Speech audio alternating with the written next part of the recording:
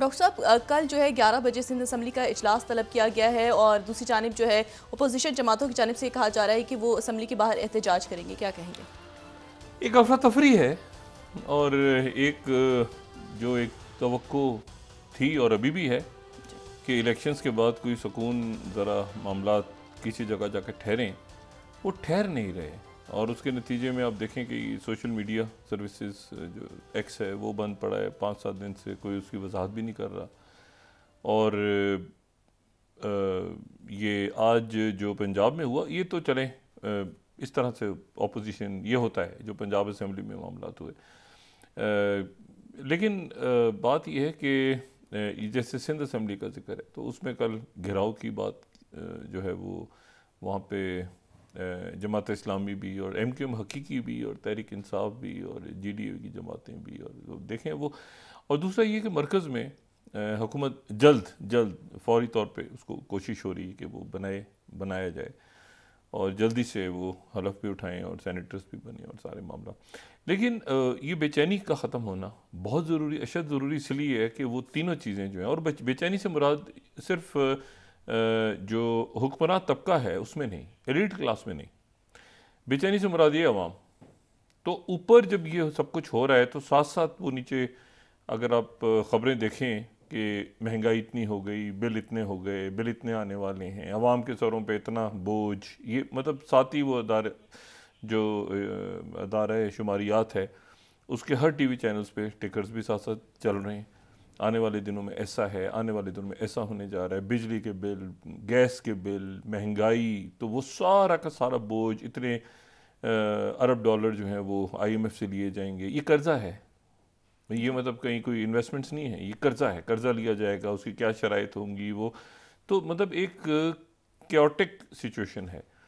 उस इस chaotic situation को वैसे तो ये हम कह सकते थे कि हुकूमत साजी है तो चलें जी, उसमें इलेक्शन ट्रिब्यूनल्स हैं और जो भी कुछ हो रहा है वो सारा चल रहा है मामला। लेकिन असल बात ये है कि जब ये सोशल मीडिया वगैरह बंद होने चाहिए तो उससे एक लोगों के अंदर एक और ही जान पैदा होता है कि यार पता नहीं और क्या मसला है जिसकी वजह से ये एक्स सर्विसेज बंद हैं। तो मैं उम्मीद करता हूँ कि कल हम जब बात करेंगे तो थोड़ा सा ठहराव आ जाएगा इस बेचैनी में, जो कि इंतखाबात के बाद जिसमें इजाफा हो गया, यानी बजाय इसके कि वो ठहराव आए तो इसको ठहराव की तरफ लाना हमारे सियासतदानों का और हमारे अदारों का और हमारे अवाम का और हमारी अदालतों का सबका काम है कि ये ठहराव आए ताकि वो जो बुनियादी इश्यूज़ हैं जिसमें महंगाई है, अब तो महंगाई और सोशल अनरेस्ट भी साथ उससे शामिल हो रहा है ना महंगाई की वजह से, और लोगों में बेचैनी है जान कि यार पता नहीं क्या होने वाला है। और ख़ुद हुकूमत के वज़रा अगर ये कहें, मतलब आने वाली हुकूमत के जो मुमकिन वज़रा हैं या PDM के रहनुमा कहने लगें कि हो सकता है कुछ अरसे के बाद दोबारा इलेक्शन हो जाएँ, तो ये फिर मामला तो बड़ी अजीब सी सूरत बन जाती है। तो उन्होंने भी 2-4 इंटरव्यूज़ ऐसे दिए हैं 24 घंटों में कि जी हो सकता है जल्द इलेक्शंस करवाने पड़े, हो सकता है जल्द इलेक्शंस कराने पड़े। मतलब इसको अगर वो पूरे एतमाद के साथ ये कहें कि 5 साल पूरी करेगी हुकूमत और चलेंगे और ये सब, तो वो बात बनती है। लेकिन खुद अगर ये हो गए ज़रूरत पड़ी तो जी हमारा इत्तेहाद टूट भी सकता है और इस तरह, तो वो एक गैर यकीनी की कैफियत इस वक्त है। तो मैन मेड क्राइसिस है, ख़ुद यहाँ पे हम लोग तय करना है, लेकिन उसके नतीजे में एक हिजान बपा है और ये इसमें ठहराव आना ज़रूरी है ताकि जो रियासती मामलात हैं वो आगे चलें। तो ये उम्मीद करते हैं कि और वही है मईशत और ख़ारजा पॉलिसी और उसमें जो है वो सारे आपस में, और सिक्योरिटी क्राइसिस, जो सिक्योरिटी क्राइसिस तो नहीं है अल्लाह का शुक्र इस वक्त, लेकिन बहरहाल ये भी जो इंटरनल टर्मोइल अगर होगा तो ये भी सिक्योरिटी का एक इशू होता है। ठीक है नहीं, अवाम की पल्स क्या है, अवाम के अंदर कितने सुकून से, ये सिक्योरिटी का इशू होता है। ठीक है ना, इसकी ये जो सोशल अनरेस्ट और बेचैनी है ना, ये भी सिक्योरिटी की डोमेन में आती है। तो इसको ज़रा थोड़ा सा ठंडा करके और आगे चलें अगर तो निकल जाएंगे इस दौर से। लेकिन ये कि वो बहुत ज़्यादा जो है ना, इलेक्शन कमीशन भी एक दिन एक ऐलान होता है, दूसरे दिन दूसरा ऐलान हो जाता है, फिर वो सीट उधर चली जाती है, फिर वो उधर चली जाती है, फिर वो, तो ये मामला चलते रहेंगे। बीच में असेंबली आ जाएगी, बीच में असेंबलियों में शोर होगा, फिर वो सड़कों पे मुजाहरे भी साथ शुरू हो रहे हैं। तो वो एक ऐसा मामला है जिसको मेरे ख्याल से हम जितना जल्द उस पर काबू पाएँ वो उतना ही मुनासिब है। सही।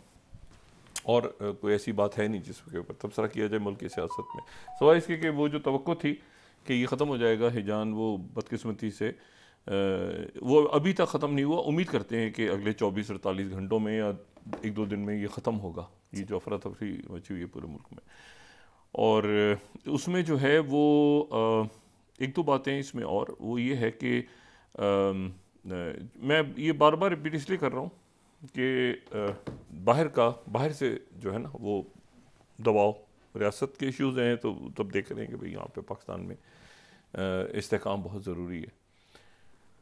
और अगर इस तरह से सूरत हाल बन रही है तो फिर उसके बाद जो है वो ज़ाहिर है कि हमारे ऊपर एक दबाव आएगा। हमने कर्जा लेना है, हमने IMF के पास जाना है, हमने मुल्कों के साथ तिजारत करनी है, बहुत सिक्योरिटी के इश्यूज़ आ रहे हैं बहुत ज़्यादा। और सिक्योरिटी का आप देखें कि ये जो आज और कल ये जो 24 घंटे हैं, इसमें 2 साल हो जाएंगे यूक्रेन जंग को। यूक्रेन जंग को शुरू हुए 2 साल हो जाएंगे। और इसमें जब ये शुरू हुई थी, मतलब ये वही दिन है जब यूक्रेन की जंग शुरू हुई थी, तो ये आप समझ लें कि ये 2 साल पहले का वो दिन है जो बानी तहरीक के बानी चेयरमैन तहरीक इंसाफ खान साहब जो हैं वो वहाँ पहुँचे हैं। और वो यानी अब ये हम उसको टाइम लाइन के देखें तो ये वो 24 फरवरी को ये सारा सिलसिला हुआ था। और मतलब है कि खान साहब की वहाँ पहुँचना हुआ था और उसके बाद वो फिर फ़ौरन ही एक मामला जो है वो अदम एतमाद की तहरीक की तरफ चले गए। तो 2 साल इस वाक़े को जंग छिड़े हो जाएंगे। और शायद ये नहीं, मैं इसको आइसोलेशन नहीं लूँगा, मतलब एक इंतहाई मिसकैलकुलेटेड जंग कि जो जिसने कैलकुलेशंस के मुताबिक 5-6 दिनों में ख़त्म हो जाना था, माशी पाबंदियों के बाद और ये सब कुछ कर के, तो वो 2 साल तक खिंच गई। 2 साल तक खिंच गई और 2 साल तक खिंच गई। और उसमें 71 साल व्लादिमीर पुतिन जो हैं 71 ईयर्स, वो जो कदीम रूस, मतलब सोवियत यूनियन को भी कह सकते हैं हम, स्टालिन को से, या लेकिन जो एक होता पुराना रूस, सल्तनत रूस के जो हुक्मरान थे ना, जो बड़ा उनका एक स्टाइल होता था कि जिसमें वो जंगें भी लड़ रहे हैं, वो सफारतकारी भी कर रहे हैं, वो मतलब है कि अपने मुखालफिन के साथ कैसे निपटना है वो भी निपट रहे हैं, और एक पावर के साथ दोबारा। और अभी कल की ही तो बात है, कल की बात ही है कि हमारे मतलब इतना को पुराना कि सोवियत यूनियन टूट गया था।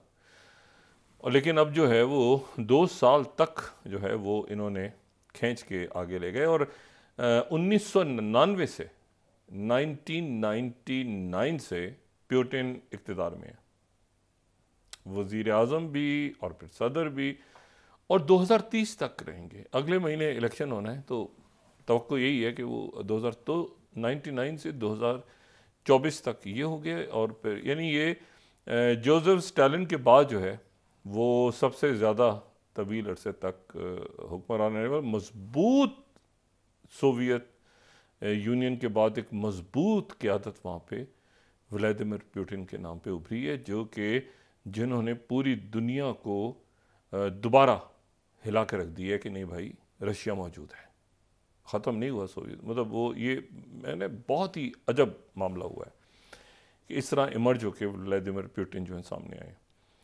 और ये जो है व्लादिमीर पुतिन, ये लेनिनग्राड में इनकी पैदाइश हुई थी, जिसको सेंट पीटर्सबर्ग कहते हैं। 16 साल ये KGB में रहे, यानी 99 से कुछ साल पहले तो ये सियासत में आ गए थे, लेकिन उससे पहले 16 साल KGB में। और उसके बाद FSB के डायरेक्टर, जो कि उनकी इंटेलिजेंस सर्विस है। और फिर उसके बाद अच्छा, इनके 2 भाई जो हैं, इनके जो दादा यानी ग्रैंडफादर इनके, वो व्लादिमीर लेनिन और जोसेफ स्टालिन उनके लिए खाना बनाया करते थे। और ये बड़ा एक गरीब घराने से इनका ताल्लुक़ है, वो उनके बावर्ची थे। और इनके जो 2 भाई हैं, दूसरी जंग अजीम में जब जर्मन से लड़ाई हो रही थी, तो एक भाई जो है वो डिप्थेरिया से, बहुत छोटी उम्र में उसकी डिप्थेरिया से डेथ हो गई थी। जिसको खन्नाक भी कहते हैं, और दूसरा जो भाई है उसकी जो डेथ है वो उसका अजब उसका जो कॉज ऑफ डेथ है, दूसरा भाई, ये 3 भाई थे, तो दूसरे भाई की जो डेथ है वो भूख से हुई, उसको खाना नहीं मिला छोटे बच्चे को, तो उसकी डेथ हो गई थी। ये नाजी जर्मन्स के साथ जब रशिया की लड़ाई हो रही थी। तो बड़ी आप देखें कि एक अजीब सा फील होता है ना कि एक भाई की डेथ हो जाए, चाहे बीमारी से हो जाए, तो समझ में आती है भूख से इंतकाल हुआ था। तो ये व्लादिमीर पुतिन जो हैं, ये उभर के दुनिया में इस वक्त सामने आए हैं कि जिन्होंने 2 साल तक इस जंग को खींचा है, और जब 2 साल हो गए हैं तो वो पै दर पै पिछले दिनों में जो फतवाहात हो रही हैं और कब्ज़े हो रहे हैं और लड़ाई हो रही है और ये सारा कुछ हो रहा है, और फ्रांस के एम्बेसडर कह रहे हैं कि नेटो के दूसरे जो ईस्टर्न यूरोप के मुल्क हैं वहाँ के बॉर्डर्स पर भी लड़ाई हो सकती है, और एक क्यास है इस वक्त। और रशिया जो है उसने, अब ये देखें कि एक तो यूक्रेन के दोस्त, ये बिल्कुल अनएक्सपेक्टेड था, क्योंकि एम्बार्गोज लग गए, ऑयल के लग गए, दुनिया के कई मुल्क खड़े हो गए, नहीं तो ऑयल लेंगे। उसके बाद वो पूरी कैलकुलेशन ही चेंज हो गई, ठीक है। और कोई फाइनेंशियल उनको प्रॉब्लम नहीं हुआ, वो नॉर्थ कोरिया की कुर्बत हो गई, चाइना के साथ अलायंस बन गया, ओपेक प्लस अपनी जगह बन गया, अफ्रीकन यूनियन आ गई, मतलब बहुत ज़्यादा ब्रिक्स और बड़ा हो गया। तो बहुत कुछ हुआ इन 2 सालों में। अच्छा, दूसरा जो मामला है, एक तो यूक्रेन का मामला, तो 2 साल हो रहे हैं चूँकि, तो अब इस पर काफ़ी ज़्यादा दुनिया भर इसको डिस्कस कर रही है कि भाई 2 साल में क्या हुआ। यूक्रेन की जंग 2 साल खिंच गई है, और इसीलिए तो बाइडेन साहब ने गाली दे दी थी, क्योंकि पुतिन को तो गाली दे दी थी उन्होंने, तो उसके ऊपर रिएक्ट किया उन्होंने। लेकिन ये है कि ये एक आप देखें कि कुछ सोच नहीं सकता था 2 साल पहले। दूसरा जो मामला है वो है, जो फिर मैं वही बात करूंगा, वो है गज़ा का। अच्छा, अब एक मेरा ख्याल है कि अब वो कहते हैं ना कि अब वो आखिरी जो है ना इसका, ये एक बड़े फैसला कौन मरले पे दोबारा दाखिल हो गया ये जो जाहिरियत है, और दोबारा पेरिस में पहुंच गए हैं सब। वो जो पेरिस में दोबारा पहुंच गए हैं, यानी उसमें विलियम बर्न्स भी हैं जो कि CIA के डायरेक्टर हैं, और उसमें मोसाद के सरबराह भी हैं डेविड बार्निया, और उसमें जो हैं वो जो कतर के वज़ीर आज़म और वज़ीर ख़ारजा मोहम्मद बिन अब्दुर्रहमान अज-जासिम अस-सानी वो भी हैं, मेजर जनरल अब्बास मुस्तफ़ा भी हैं जो कि मिस्र के इंटेलिजेंस चीफ हैं, और अब्बास कमाल, और उसके बाद जो है वो रोनन बार भी हैं। रोनन बार जो कि शिनबेत जो है ना, वो इंटरनल सिक्योरिटी है। एक वहाँ पर एक जो इनका इंटेलिजेंस का ढांचा है ना, उसमें यह है कि एक तो इंटरनल सिक्योरिटी है इसराइल की, और एक जो है इसमें आप समझें कि इसमें एक शिनबेत है। ये 8 फरवरी 1949 को बनी थी। ये इसराइल डिफेंस फोर्सेस से निकली और बेंगोरियन ने इसको बनाया, और ये इसके 3 डिपार्टमेंट्स हैं, और फिर ये ओवरसाइट करती है। ये भी डायरेक्टली शिनबेत भी जो प्राइम मिनिस्टर को ही रिपोर्ट करती है।